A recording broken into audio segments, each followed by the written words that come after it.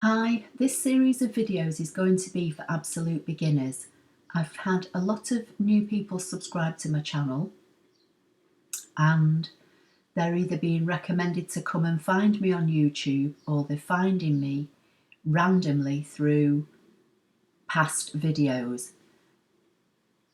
People are contacting me asking me what's the program that I'm using, what does it do and what's it for. So these videos are going to just be introductory videos to ScanNCut Canvas Workspace, which is the online free cloud-based program that Brother have given us to use with our ScanNCut machines. Each video is just going to cover a different subject. I've got lots of videos on my channel that go into things more in depth, but I just want to give short amounts of information for absolute beginners. So the first thing I'm going to do today is go over ScanNCut Canvas Workspace, what it is and how to use it. It's an online based program that you can use with your computer and it can be used with Windows or Mac. I use a Mac and my browser is Safari, but you could use this with Windows and Internet Explorer or Firefox. If when you start to use it, it doesn't function the same as I am showing you, then maybe it's the browser that you're using. So you may need to try a different browser, especially if you're working on a Windows-based computer. So underneath this video in the description box, there will be a direct link to my website. My website is AppleLover53, and on my website there is a ScanNCut Help and Information tab, and if you click on this it will explain to you what ScanNCut Canvas is, how to get it, and then you follow the instructions. It will also show you how to look for updates for your ScanNCut machine. There's a USB compatibility list that Brother produced some time ago, the operations manual, and some other useful information. Once you're in, this is what you will be greeted with. So these are all free projects that Brother have given us already, and I have done a video in the past going over these. So today we're going to go and select New, which is always the first box on the left here. And then this brings you into your Canvas workspace. And I'm just going to go over briefly what is here. So I'll start on the left. So first of all, if you've used the program before and you've saved anything, all your projects will be in here under this tab, My Projects. If you're brand new to Canvas Workspace, then you probably won't have anything in here. But you will have basic shapes, you will have borders, you will have logos, you will have text. You won't have rhinestone unless you've paid for the rhinestone extra and you've got a code and had that activated. So today we're just going to look at basic shapes, border, logo and text, and then I'll go over some of the icons up here. So basic is as it says. In here are all your basic shapes. In the next video I'm going to show you how to use basic shapes and assign them as cut lines and dashed lines for either cutting or drawing. So all your basic shapes are in here. Now you can choose one and it will automatically appear on your screen mat, or you can choose one and drag it and drop it. It's entirely up to you how you choose to do it. So these are all your basic shapes. Under borders, again, these are all borders that Brother have given us to use. And again, you can just click them and they will drop onto the page, or you can click and drag one over. And then you hit the arrow to go back. I'm just going to select these and hit the delete key on my keyboard for now. Logos are pre-made words. So some of them are welded together. And by that, I mean, if you look at the A, there's a gap between the A and the D. So that wouldn't cut there. So this will follow, your blade will follow the black line all the way around this word, and this will cut as one complete word all joined together. I'll choose Dad, and here you'll see that there's a break between the D and the A, but the A and the second D are joined together. So this would cut as two separate elements. You'd have a D that would cut, and then this A and this D are joined together. And there's all sorts of things in here. You just scroll through. Here's another one. I'll just bring this down. So you and me, and again, this is all joined together. I'll select it and I'll come up to this box here, which is a rectangle with lines in, and this is your properties box. This is your fill colour and this is your outline colour. You'll see that the outline is set to black, which is what you can see on here. I'm just going to select the arrow and I'm going to fill it with blue, just so you can hopefully see it better. So you can now see how these words or these individual letters are all welded together to make one complete element. So I'm just going to go back, I'm just going to select these and hit delete on my keyboard. And then I'm going to come to text. And in here, these are fonts that can be used with your machine. And these, again, like any of the other things I've previously shown you in logos or basic shapes or borders, can either be written or drawn. So if I just choose the first font here on the left, it will automatically come up with the word text. If I double left click at the end, I'll get a flashing cursor. I can now select that word and I can change that to any font I want. So if I want to cut the word hello, I can change it to hello. I can load my mat with a piece of card and it will cut these 5 elements all separately because they are all separate letters. You can see that because there are gaps in the middle of each letter. They are not welded together like the ones I've just shown you. So with this word now, I'm going to left click to select it, and I'm just going to run over some of the other tabs and icons along the top. So I'm going to kind of work backwards.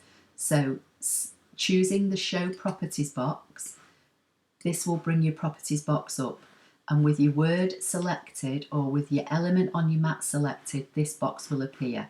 If I close it down and don't click anything, nothing selects because I've not got anything selected. So select the object, go to the properties box. It will show me the height, which in this instance is not the true height and width, because the bounding box, which is the blue dash box with the blue circles, is not actually hugging the outline of this letter. So these letters will not actually cut at 1.96 inches high by 5.72. Those measurements there are the bounding box. I'll come back to that in a few minutes, but with this word selected, it tells me what the font is called. It tells me that I've got a black outline assigned to it and no colour fill. If you cut this, your blade will follow the black line. So it will follow each letter and then go and do the middle bits, and that will give you a word cut in whatever colour card you want to choose. Now by default, any shape, be it text or a shape or a border that you bring onto your mat, will automatically be assigned a cut stroke draw line. Now when you're first starting off, this isn't really any issue to you if you're just cutting or drawing, because once you send this to your machine, you will choose either cut or draw, and that's what it will do. It will either draw this word on a piece of card or it will cut it from a piece of card. But when you start to get a little bit more advanced, you might want to learn to assign your text or your shapes as cut or draw lines. And you'll see that in the next video when I show you how to cut shapes and assign dashed cut lines and dashed draw lines. But for now, I'll leave it there. Now, if I go back to basic shapes and just bring on a square, you'll see that my blue dashed bounding box is actually hugging this square.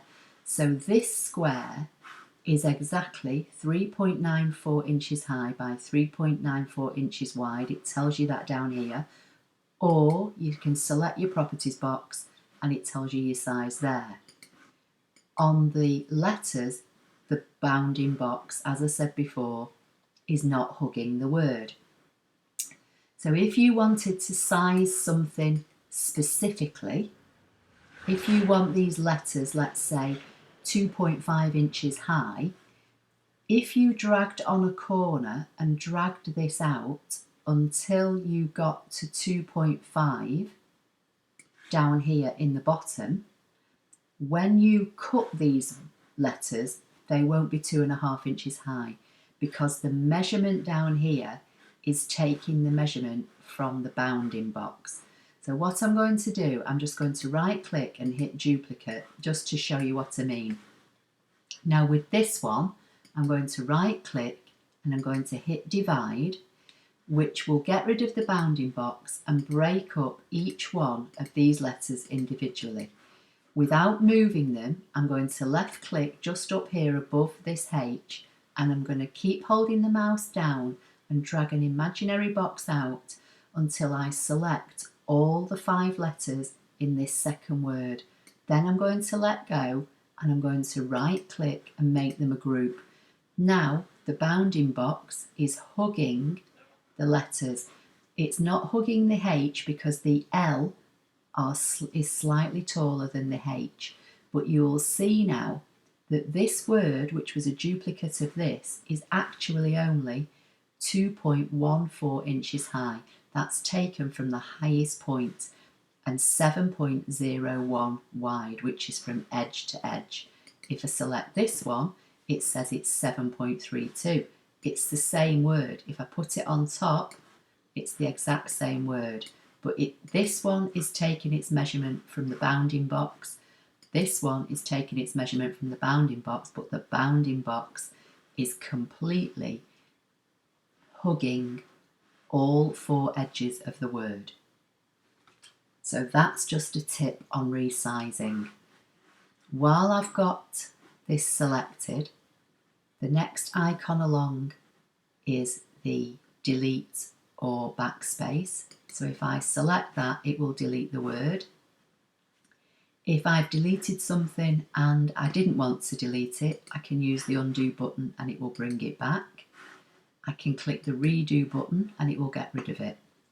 This icon here is your Freehand Path icon, which I don't want to go too much into at the moment, but basically every shape or letter that's on your mat is a path. And a path just means that your blade or your pen follows nodes. If I double click on this shape, you'll see here now that my blue and white, my blue dashed bounding box has turned to 4 points. These are called nodes. These nodes are the path that your blade will follow if cutting this out, or your pen will follow if drawing it. By using this icon here, you can plot your own path. So if I left click and drag, I can drag my own path out, and to deselect this icon, you go to this arrow here. So now I can select it to move it. My blade would follow that shape if I assign a cut line and a straight cut line, or my pen would draw that line if I assign it as a draw line. This icon here with the arrow is your icon that enables you to select shapes, or once you've used another icon, to deselect that icon, as I just did here. This icon here is your path tool, and you can plot out points. So you can left click and let go and drag, and left click again and let go and drag, left click again, let go and drag, and then double click to anchor your shape. And now I've just plotted those points myself using the path icon. These are really more for when you become a bit more advanced, but I'm just going over the icons that are here. So again, with this selected, I can hit the rubbish, can select that and get rid of all of these. This icon here is if you have either previously made a cutting file, or you have bought a cutting file from somewhere and you want to bring it in to Canvas Workspace to work on it. And the formats that the ScanNCut Canvas use within Canvas Workspace are SVG files, which are scalable vector graphics, DXF files, and ScanNCut's own proprietary file, which is FCM. This icon here is image tracing. I'll do a completely separate video on that in the future, but basically if you have an image that you want to turn into a cutting file, this is the icon that you would use. This is the icon to save your project. This icon here opens a new project for you, and this is where you can save your project with a title. So if I wanted to save this cutting file now of my word hello, I would give it a name here. I'll call it hello. I'll use the second icon along, and that will save it into my projects, and it will tell me it's saved. Once it's saved, if I go back to where it says Canvas Workspace and go to My Projects, which is the second tab along, my hello word will appear in here. Now if I go back to a new project and go to My Projects, it should appear in here as well, and it's there. But for now, if I just go back to where it says Canvas Workspace, click on the My Projects tab. If there's anything in here that I don't want to keep, I can either select this box to bring it back onto my workspace to edit it. I can download it to a USB or directly to my machine from here, or I can click this cross in the top corner and I can delete it altogether. I'm going to go back to a new project, and now I'm just going to briefly go over the icons that are along the top. So project just again has some of the icons that are here, so a new project, download, add, image tracing, the SVG icons that are here. Here you can set the size of the workspace you want to work on. It usually is automatically set to 12 by 12 by default, But if you have the larger 12 by 20 format and you're making a project, you could choose 12 by 24 and it will give you a larger mat to work on. You can also change it to A4 in portrait or landscape. So if you only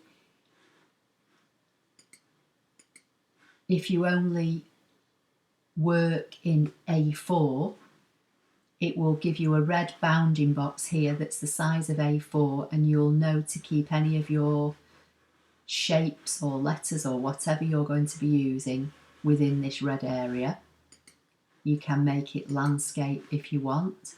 It will come on a 12 by 12 mat on the screen as standard, but it's showing you the red bounding box to keep your shapes within. I've also got postcard on here because I've got the label maker kit added, and that brought these functions in, so you may not have these. I'm going to take it back to 12 by 12.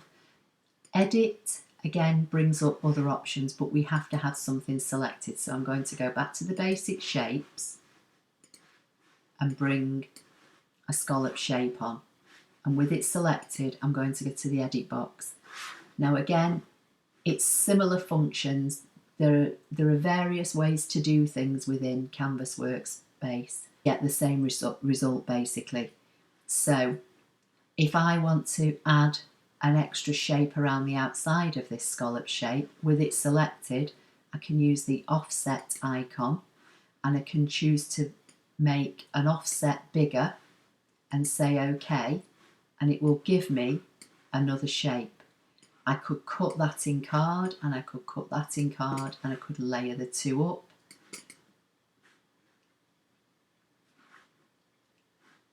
I can left click and drag an imaginary box around them.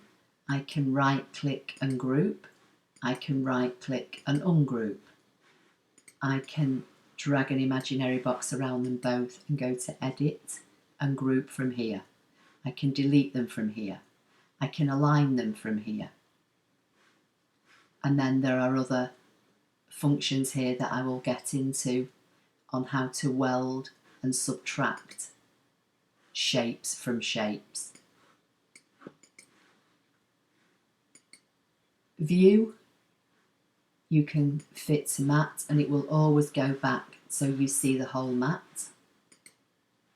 You can fit to selection, so if I select this and go view, fit to selection, it will zoom in on this shape that I've got selected. If I select the other shape and go view, fit to selection, it will zoom in on that for me. If I go fit to all content, it will zoom in and show me both. You can also go in by degrees. You can go 400 degrees, which will make your screen huge, or back to 200, or back to 100.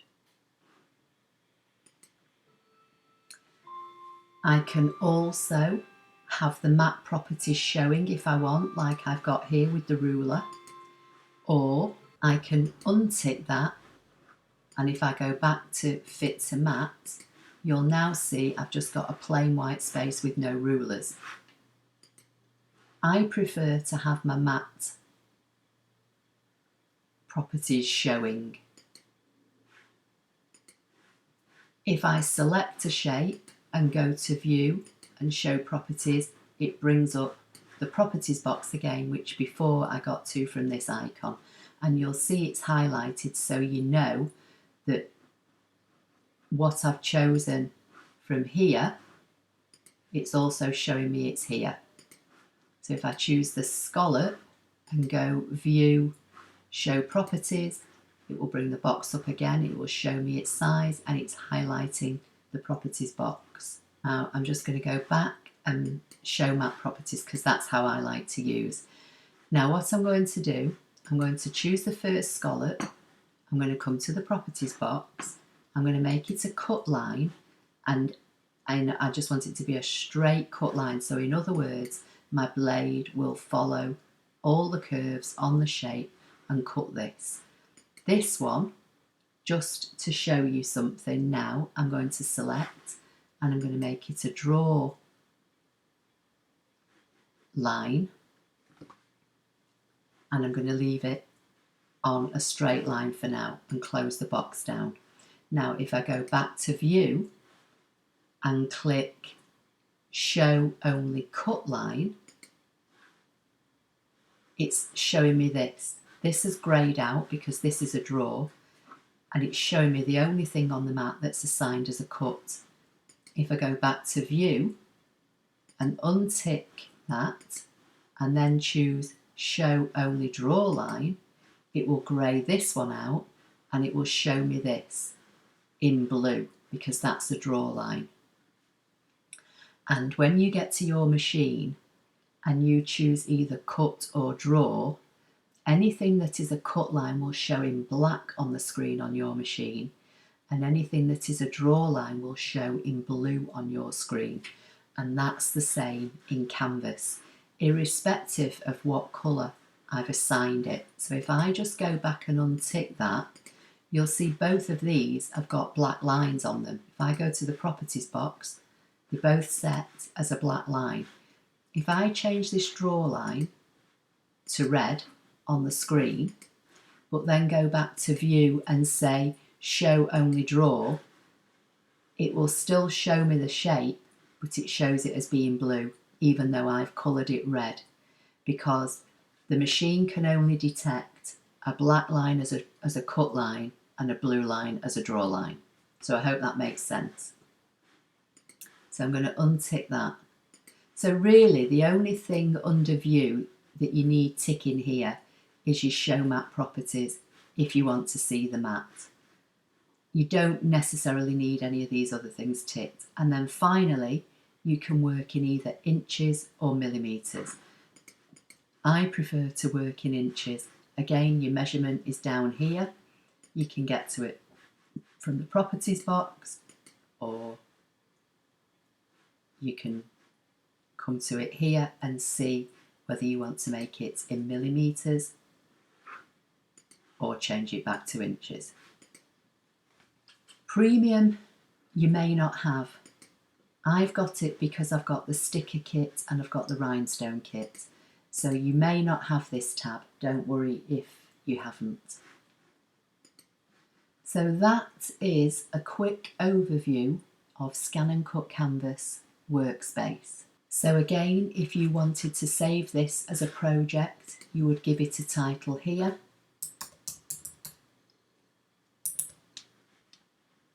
And save it, and it will go into your projects within ScanNCut Canvas. Now you may want to download these shapes and cut them or draw them. I have done previous videos on how to do that, so I will put links in the description box underneath this video on my YouTube channel, showing you how to save and download your files to your machine. I hope you found that helpful for now. Please give the video a thumbs up if you did. Don't forget to subscribe if you don't already do so. Hit the like button and I'll see you in the next video. Thank you.